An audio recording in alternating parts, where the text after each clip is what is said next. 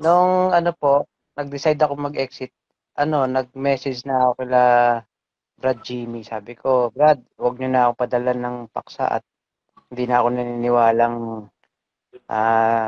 sugo si Daniel Rason ka ako. Seaman po kasi ako. Nasa Guyana.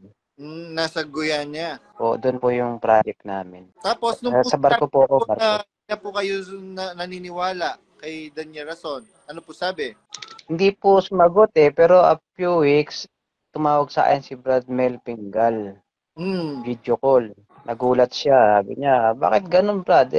Kailan lang tayo nag-uusap Bakit ka nag-exit? Ang sabi ko po, kasi yung Area 52, sabi ko doon nagbebenta pala ng alak Kami nga nagtindahan, hindi kami nagtinda ng alak. Tapos ganun ka ako.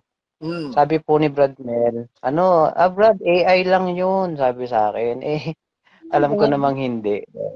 Yun yung dahilan. Sa akin, personal, naniniwala ako dati sa kanila. Opo. Kasama nga ako sa palit noon nung niligtas namin si Brad Marcos sa Jollibee. Kasama ako sa bugbogan doon. Kasama po kayo noon? Opo. Kasama ako noon. Kaya naniniwala ako dati na sila Pero ngayon nakikita ko madami ng mali at kulto talaga. Opo. Kulto talaga. Ang ganda po nung sinabi nyo kanina na naaawa kayo sa mga kapatid. Actually, Totoo po yan. Kami hindi tumitigil. At alam ko kasama namin kayo sa laban na ito na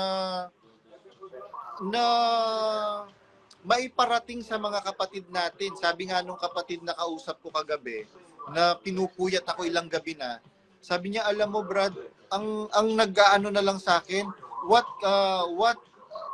keeps me holding on sa MCGI ngayon, hindi na sa aral hindi na sa mga ngaral Ang nagbabind na lang sa akin ngayon at nag-aano sa akin para humawak is yung connection na nabuo yung mga kapatid. Mahal ko kasi yung mga kapatid, sabi niya ganyan. Pero sa tingin ko, sabi niya ganyan, hindi na tama na magstay pa ako dyan. Kaya, sabi ko nga doon sa kapatid, pagka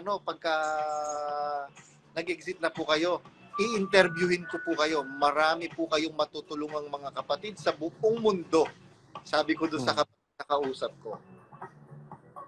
Kaya totoo po 'yun mga kapatid na kaya kami naririto ngayon at saka yung mga kapatid na nagmamalasakit po sa inyo na biro mo hindi ba pagmamalasakit yun na sinasabihan tayong tiktik sa demonyo pero nandyan pa rin tayo kasi minamalasakit sila. Badong, ito pa, may isa pa ako napuna Opo. Napuna ko lang ito nung nag-exit na ako, nagbalik lahat ng Doon sa Apalit, karamihan dyan na may tindang pagkain, puro kamag-anak nila Eli Soriano at Daniel Rason. At totoo yun, nag-aaway sila. Nag-aaway sila sa pwesto. Nag-aaway sila kasi dati kong member sa COP. Kami taga-singil dyan sa mga pwesto dyan Di po ba si Brad Pat yung presidente ng COP dati? Opo, kilala ko niyan. Hello po kapatid na Ren Saure.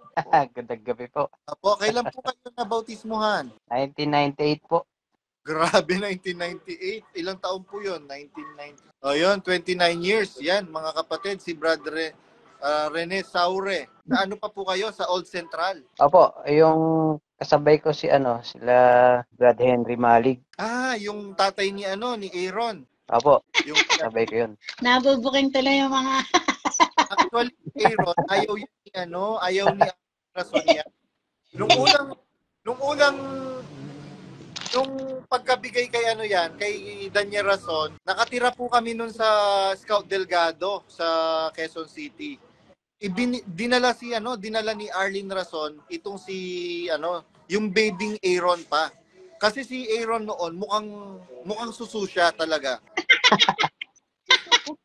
Kilala ko po magulang niya. Ang sabi ni kaya ayaw ni Arlene Rason kay Aaron noon, mukhang sususya. Sabi ni sabi po ni Arlene Rason yun.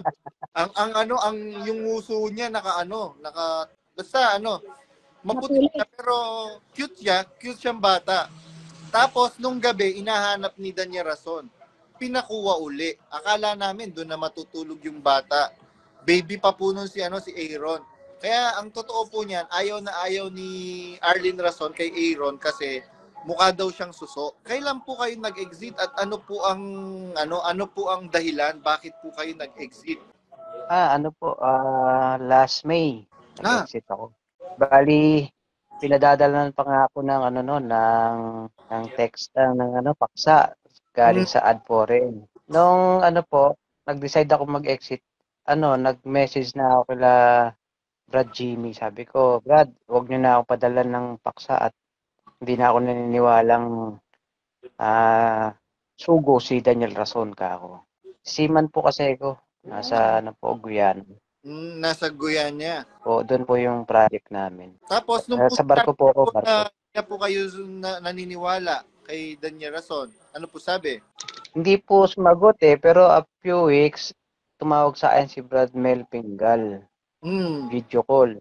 Nagulat siya. Sabi niya, bakit ganun Brad? Kailan lang tayo nag-uusap Bakit ka nag-exit? Ang sabi ko po, kasi yung Area 52, sabi ko doon nagbebenta pala ng alak Kami nga nagtindahan, hindi kami nagtinda ng alak. Tapos ganun ka ako.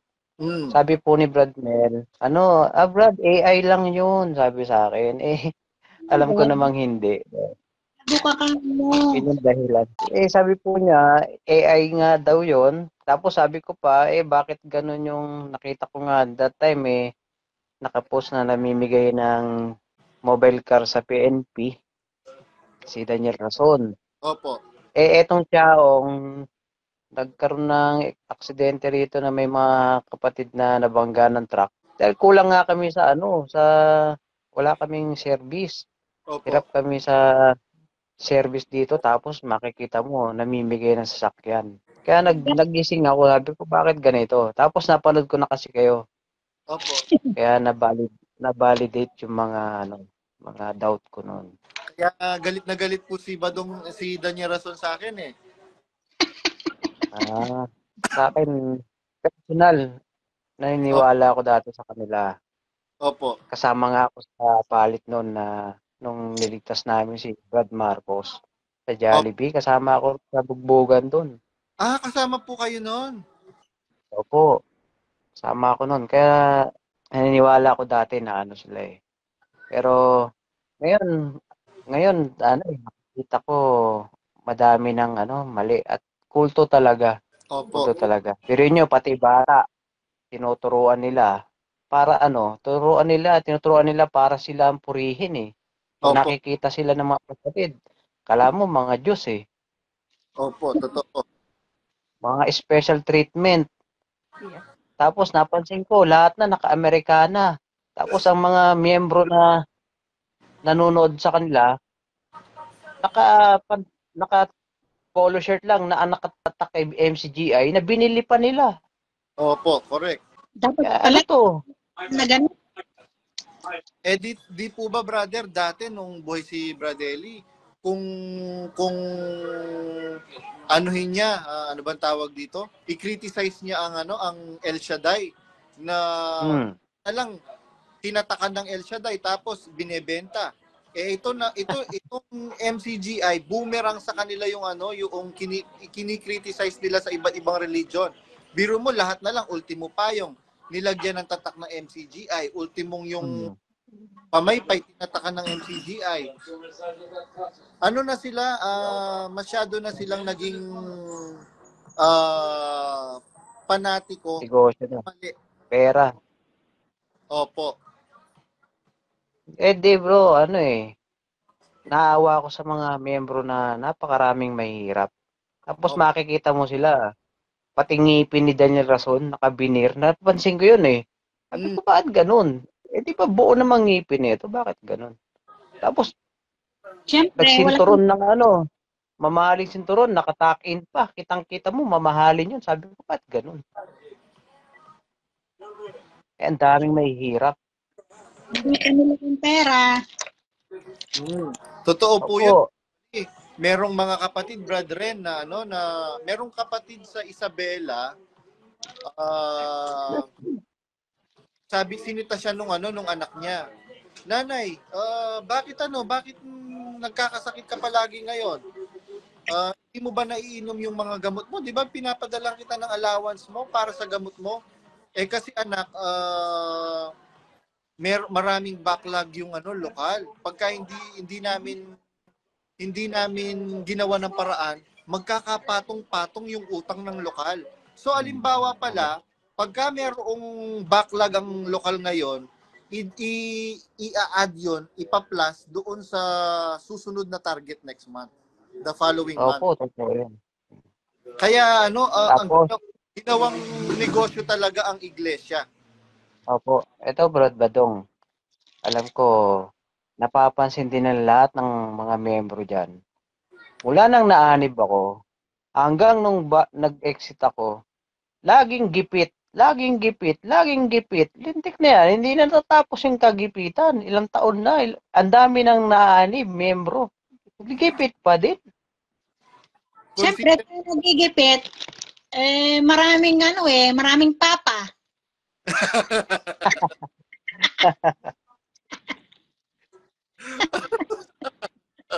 Kasi mapupuna mo talaga yun. Bakit hindi na lang... Brad Ren, Sis Myra, alam niyo po ba, lahat ng mga kasamahan ni Bess, binigyan niya ng bahay sa Highview. Glen Labong, Jok, alam ko yan. Rolly Galang. Alam ko yan, Highview. Lahat silang mga lalaking mga kasamahan. Bukod tanging yung mga kasamahan niya, mga babae, kagaya ni Ate Pepot, ni Ate Flora, Ate Rina, Ate Dada, walang binigay. Bakit? Kung talagang babae kasi. Oo, babae kasi. Kasi hindi yun, hindi kumakain ng tubol. Ayun. At saka Brad Ren, ang ganda po nung sinabi nyo kanina na naaawa kayo sa mga kapatid. Actually, Totoo po yan. Kami hindi tumitigil. At alam ko kasama namin kayo sa laban na ito na maiparating sa mga kapatid natin. Sabi nga nung kapatid na kausap ko kagabi, na pinupuyat ako ilang gabi na, sabi niya, alam mo Brad, ang nag-aano na lang sa akin, what keeps me holding on sa MCGI ngayon, hindi na sa aral hindi na sa mga ngaral Ang nagbabind na lang sa akin ngayon at nag-aano sa akin para humawak is yung connection na nabuo. Yung mga kapatid, mahal ko kasi yung mga kapatid, sabi niya ganyan. Pero sa tingin ko, sabi niya ganyan, hindi na tama na magstay pa ako dyan. Kaya, sabi ko nga doon sa kapatid, pagka nag-exit na po kayo, i-interviewin ko po kayo. Marami po kayong matutulungang mga kapatid sa buong mundo. Sabi ko doon sa kapatid na kausap ko. Kaya totoo po 'yun mga kapatid na kaya kami naririto ngayon at saka yung mga kapatid na nagmamalasakit po sa inyo na biro mo hindi ba pagmamalasakit yun na sinasabihan tayong tiktik sa demonyo pero nandyan pa rin tayo kasi minamalasakit sila. Badong, ito pa, may isa pa ako napuna Opo. Napuna ko lang ito nung nag-exit na ako, nagbalik lahat ng Doon sa Apalit, karamihan dyan na may tindang pagkain, puro kamag-anak nila Eli Soriano at Daniel Rason. At totoo yun, nag-aaway sila. Nag-aaway sila sa pwesto. Nag-aaway sila kasi dati kong member sa COP. Kami taga-singil dyan sa mga pwesto dyan Di po ba si Brad Pat yung presidente ng COP dati? Opo, kilala ko niyan.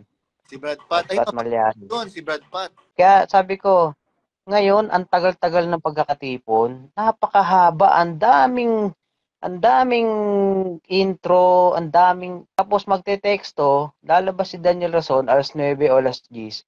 Sasabihin pa niya, nag-uumpisa pa lang siya. Lintik na pagod na yung mga kapatid na nakaupo.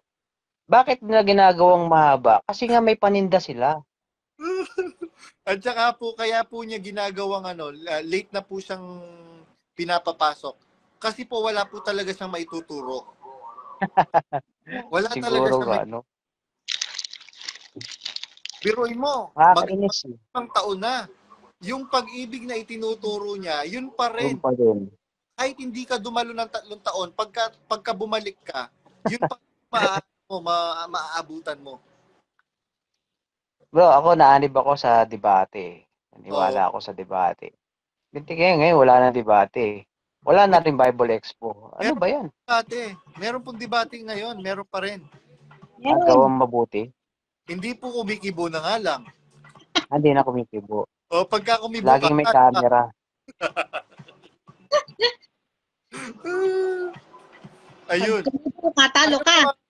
Brad Ren, ano po ang may Opo. papayo nyo sa mga kapatid na mga closet na gusto nang mag-exit, kaya lang natatakot sila for some reasons, kagaya nung sasabihan na tiktik sa demonyo, ganito ganyan, ika-character assassinate, sa madaling salita. Ano po yung maipapayo po ninyo sa mga kapatid nating closet na gusto nang mag-exit?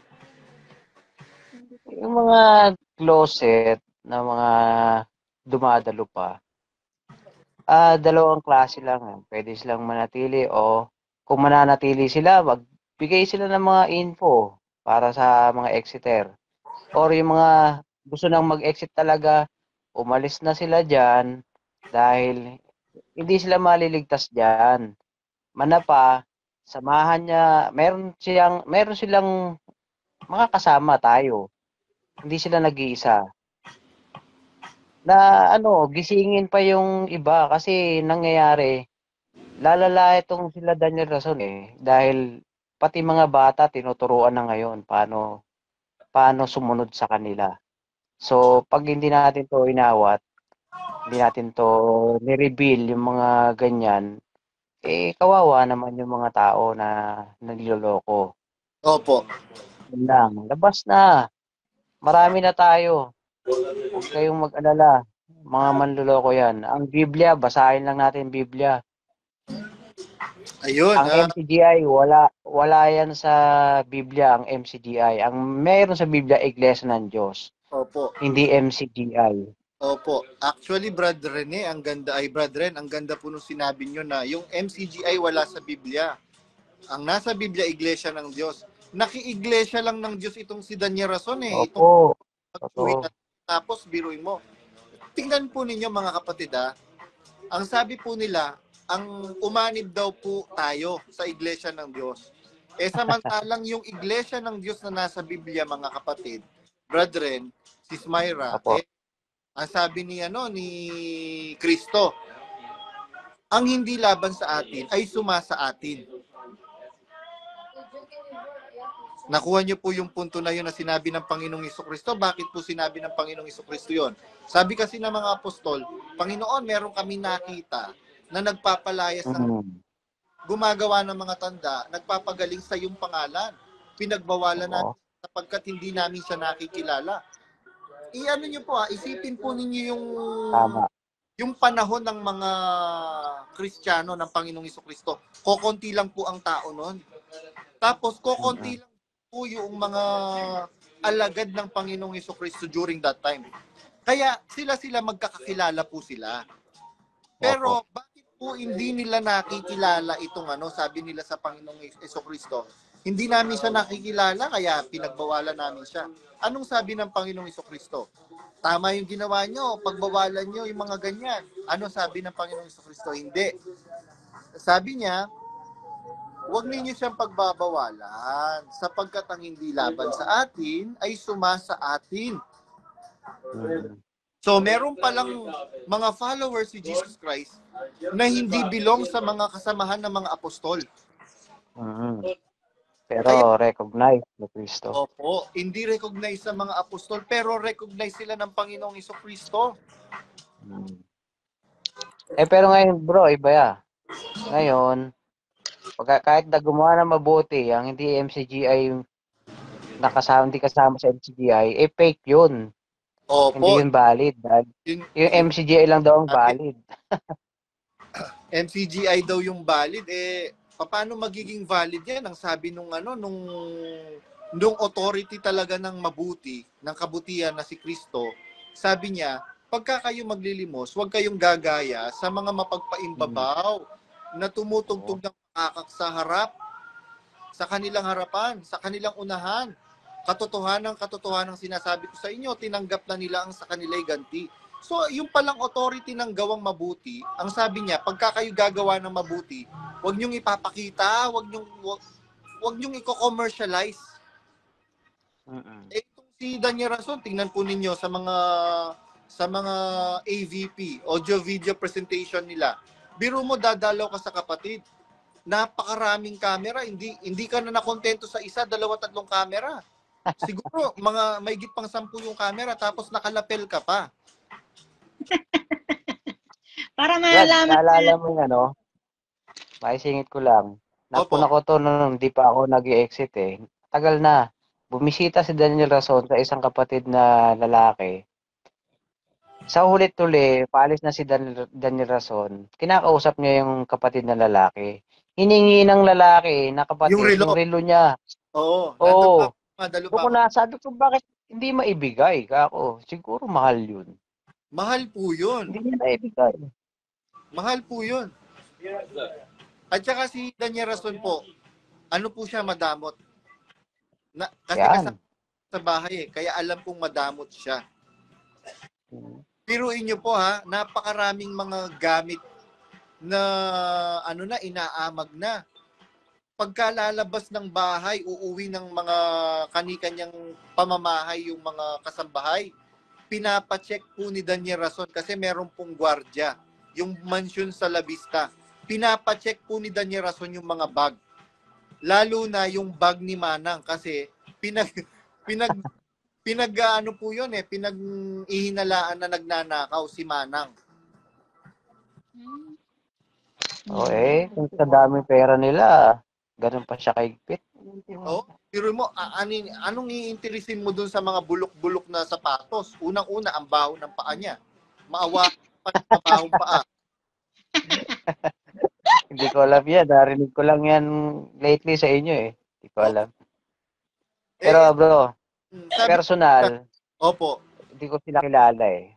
Pero sa aral nakikita ko, ang patutunguhan ng NCGI para ng kulto at ipinakikilala na si Ate Arlinia nila na dapat laging binabati. Dati hindi naman. Ngayon kasama na binabati. Sa Biblia nga, hindi binabanggit yung mga babae na ano eh. Hindi naman natin minimeron sa babae. Kaya lang, bakit ngayon kailangan ng batiin yung ano niya, kasama niya. Sunod yan, pati mga anak na niya. Oo, kasama na nga po yung mga anak. Kaya lang, kawawa itong si Arlene Rason pagka namatay si Daniel Rason. Bakit? Ang mamumuno po kasi sa iglesia, pag namatay hindi si Arlene, Soriano. Si hindi na Rason. Ay, yung pong anak doon yung apo ni ano? Yung apo, yung pamangkin. Magulo na yan. Opo, apo ni Brother Eli. Sabi nga nung kapatid na nag-message, na nag-comment, mas masagwa yung susunod na na sugo pag namatay si Daniel Rason. Ang pangit ng pangalan. Ang sugo po natin ngayon, si kapatid na Pen-Pen. Ano yon? Pen-Pen di Sara Pen?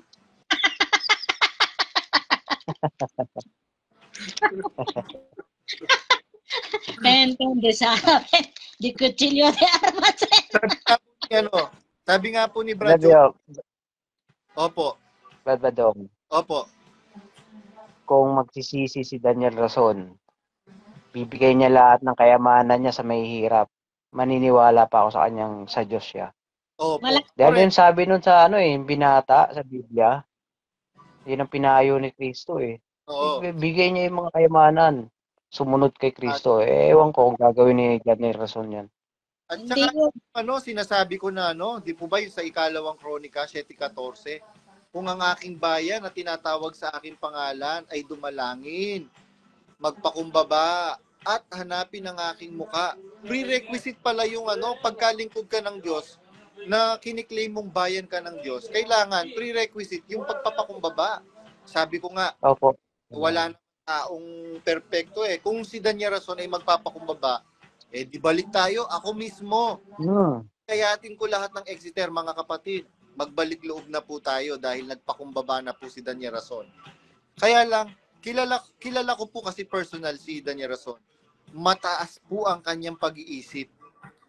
Paano mataas ang pag-iisip? Biruin mo, piyesta ng pinayagan i-prosesyon yung ribulto mo.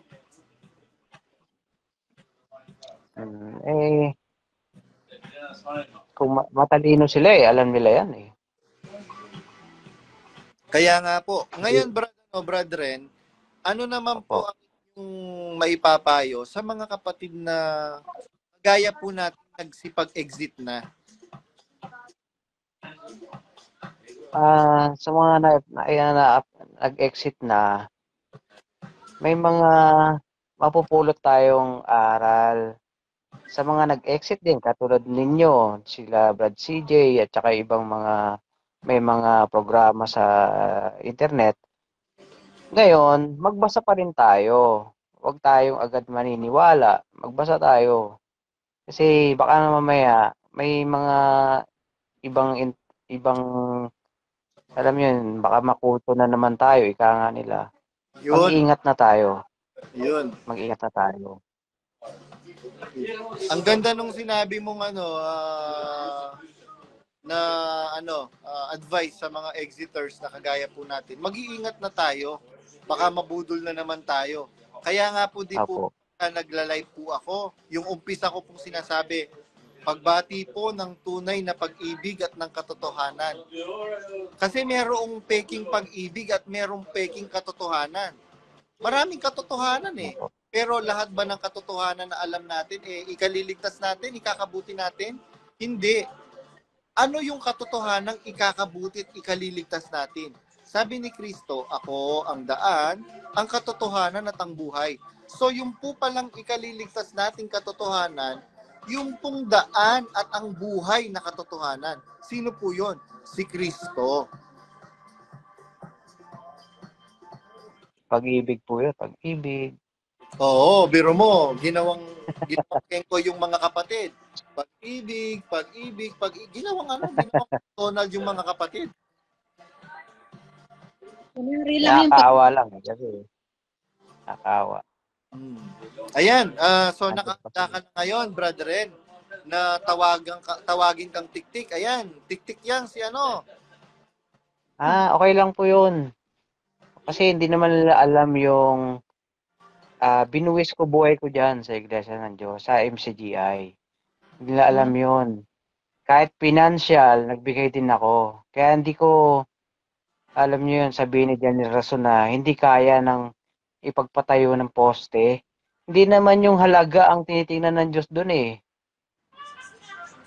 Kahit na maliit lang na ibigay mo, kung sa puso mo masaya kang binigay yon, credit sa Diyos yun. Opo. Kung tawagin lang ako Tik-Tik, bahala sila. Wala ako pa, hindi nila ako kilala. Correct. Meron nga tayong kapatid, Brad, ewan ko lang kung pwede kong i-shout out. Pamilya silang milyonaryo, sabi nga nila. Alam mo, Brad Badong, isang iyak lang ni Best, 3 milyon. Meron pa kaming binigay na mga property.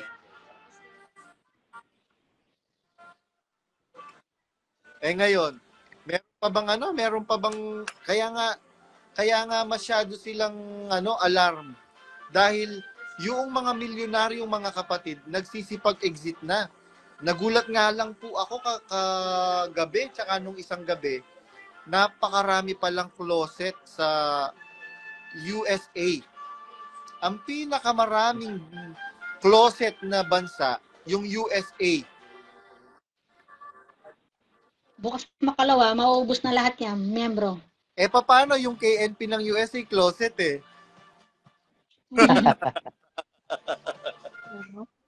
Paano kung nasabing closet si Brad Josel? Sabi ni Brad Josel, ano ba yan? Pagka ang iglesia ba iglesia ng pamilya Rason at Soriano lang? Ang susunod na sugo si Penpen? Hindi papayag yan si Brad Josel na ang papalit kay Danya Rason si Penpen. Hindi papayag yan si Brad Josel. Pen di Sara Pen. Oo, unang-una, yung mga magulang ni Penpen, disgrasyada. Biro mo, dumidistino ka. Hindi pa naman kayo pinapayagan. Samantalang yung mga ordinaryong membro, pagka nagkaroon ng ganyang nanligaw lang, sinususpinde. Itong si Lisel Kapulong at Don Kapulong, nagkangkangan at lahat-lahat, nabuntis na lahat-lahat, hindi pa sinuspindi. Kaya lang daw siya sinuspindi dahil merong natitisod. Natisod po yung pamilya ni Don Kapulong Opo, kasi double standard ang aral dyan. Pag hindi nila kilala, i-impose yung yung hatol na ganun. Pero pag kilala nila, pababayaan nila yan. Opo, totoo po 'yan. Double standard para lang sa mayaman. Parang sa gobyerno. Para lang sa mayaman yung yung aral nila. Pagka magbigay nababayaran yung Diyos nila. Ito nga, bro, nung sa palit kasi security ako. Hindi security ka na white guard, no?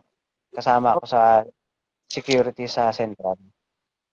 Nung nabalita na papasok ang mga iglesia ni Cristo, nag-duty kami. Doon ko na-meet si Bagi. Opo. Pero lagi ko na narinig yan kay Eli Soriano pangalan Bagi.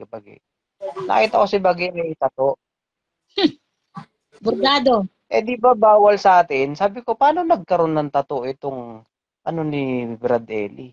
Nagtataka na ako noon. Pero syempre dahil naniniwala ako kay Soriano, pinalampas ko na lang yun. Kaya double standard sila. Pag sila, okay lang. Pag iba, hindi pwede. Opo. Santod ang mga pamilya. Kaya nga po ako nagpatato na kasi alam po ni Soriano na hindi naman bawal sa bagong tipan yung tato. Kaya nga wala tayong mababasa sa bagong tipan na bawal ang tato Opo. Kaya yun. At saka, yung pong tattoo ni Bage, dumami ng dumami. Meron nga nung nakadistinct sa Macau. Talaga? Opo, dumami ng dumami. Naka full sleeve na po siya ngayon Sabi dati sa braso lang yun ngayon, pati po sa hita, alam ko pati sa hita, meron na siya. Si Joaquin Bordado. So wala namang doon Alam naman ni Soriano kasi na walang kautusan si Cristo na bawal magpatato. Ang kautusan ni Cristo ay kautusan iba. si Cristo. Maigi pa itigilan nila yan, yung samahan na yan. Kasi marami silang nililigaw Opo. Ayan mga kapatid, narinig po ninyo itong si kapatid na Ren Saure, nabautismuhan 1998 mga kapatid. At dinivote po niya mga kapatid yung kanyang